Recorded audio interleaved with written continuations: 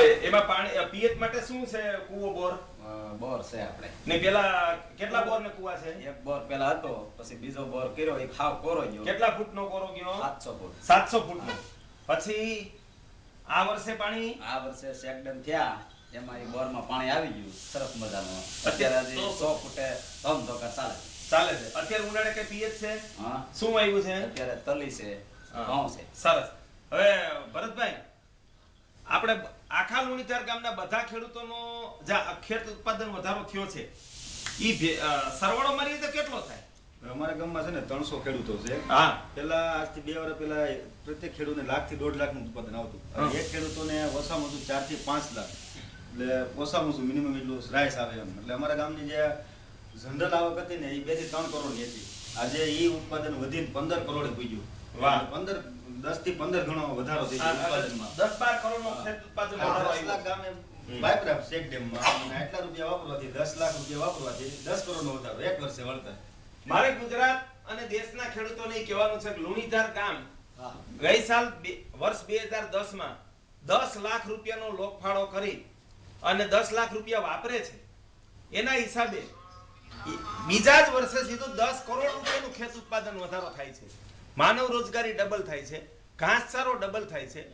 તો વિકાસની, ગામડું બચાવવાની, ખેતી બચાવવાની, રાષ્ટ્રના વિકાસની, પર્યાવરણ રક્ષાની, ગૌ રક્ષાનું જો સૌથી શ્રેષ્ઠ કોઈ કાર્ય હોય ને તો એ જળ રક્ષાનું છે. બધા ધાર્મિક કાર્યો, બધા સામાજિક વિકાસના કાર્યોમાં સૌથી પ્રથમ ક્રમાંકે જો મૂકવા જેવું કોઈ ભારત માટે કામ હોય ને તો એ જળ રક્ષાનું છે. અને એમાંય ચેકડેમ તળાવ ઓછામાં ઓછા ખર્ચમાં બને છે. એક ગામમાં 10 લાખ રૂપિયામાં એક દુકાન થઈ શકે શહેરમાં, ગામડાનો યુવાન જઈને કોઈ દુકાન કરે તો.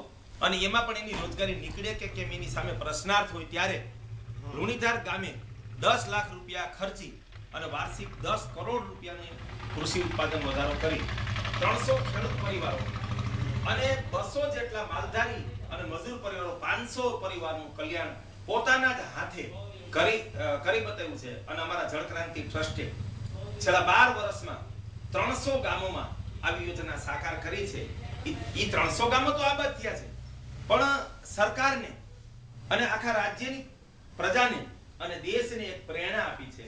આ યોજનાનો પ્રારંભ અમે જુનાગઢ જિલ્લાના જામકા ગામથી 1999 માં કર્યો હતો. અને આજે જામકા ભારત અને વિશ્વમાં જળક્રાંતિની જન્મભૂમિ તરીકે વિખ્યાત છે કે જેણે પોતાના જ પૈસાને શ્રમદાનથી 51 ચેક ડેમ બાંધી અને એક નવો ઇતિહાસ નું નિર્માણ કર્યું અને દેશ અને દુનિયાને પ્રેરણા આપી છે.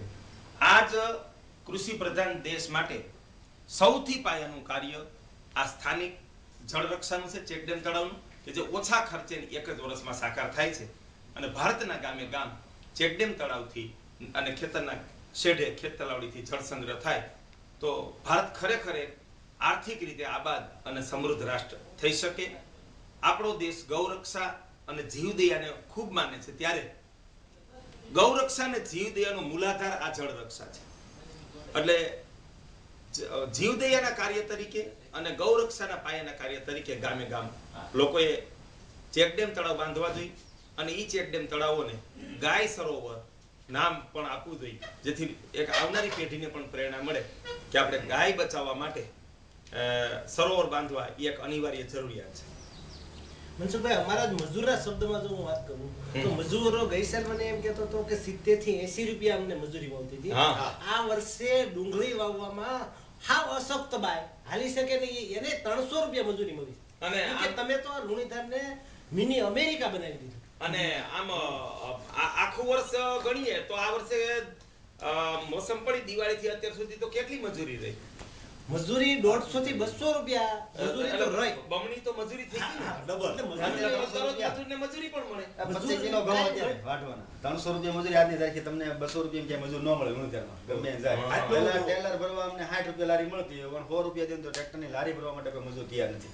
120 રૂપિયા મળના સેન્ટ્રલ કારીગર હોય ને ગરીબી આ રીતે જ નાબૂદ થઈ શકે. હા, બરાબર. ગરીબી બીજી ગમે તેટલી યોજનાઓ લાવે ગમે એમ કરે પણ દરેક હાથને આટલું જ જો કામ મળે. અમારા ગામમાં મજૂરો જે હતા ને એને બહાર જવા માટે સાયકલની વ્યવસ્થા હતી, એની પાસે બીજા કોઈ સાધનો નહોતા, મોટરસાયકલ કે કોઈ ફોર વ્હીલર. પણ અમારા ગામમાં ઓછામાં ઓછા મને 100 કુટુંબ છે ને, તો એમાં 60 કુટુંબે તો મોટરસાયકલ વસાવી લીધા છે. એમાં 10% તો નવા લીધા છે, મહેનત કરીને. આ ચેક ડેમ અને તળાવ કરીને પરિણામ છે જેના ફળ મજૂરના પરિવાર સુધી ગયા છે. અને ઘઉંય કરી લીધા 2 વર્ષના અને વેસાવ. વાહ. અને જે ખેડૂતને ટુ વ્હીલ હતું એને 20% માણસોને મારુતિ થઈ ગઈ. ઓહો વાહ. આ લુણીધર ગામમાં આ વર્ષે કેટલા ફોર વ્હીલ ખરીદાણા હશે? 10-15 છે. 10 થી 15 એટલે બહુ સારી વાત કહેવાય ને ગામમાં 10-15 ફોર વ્હીલ. અને ટેક્ટર. 50 સનેડા અને 40-50 ટ્રેક્ટર. અમુક વસ્તુ સમાજ દેખાતી નથી, પણ સુરત, અમદાવાદ ઓછામાં ઓછા અમારા ગામના 10 કરોડ રૂપિયા ગયા છે. કોઈ ધંધાના વિકાસ માટે. પોતાનું ફેમિલી તો એટલા રૂપિયા મોકલ્યા.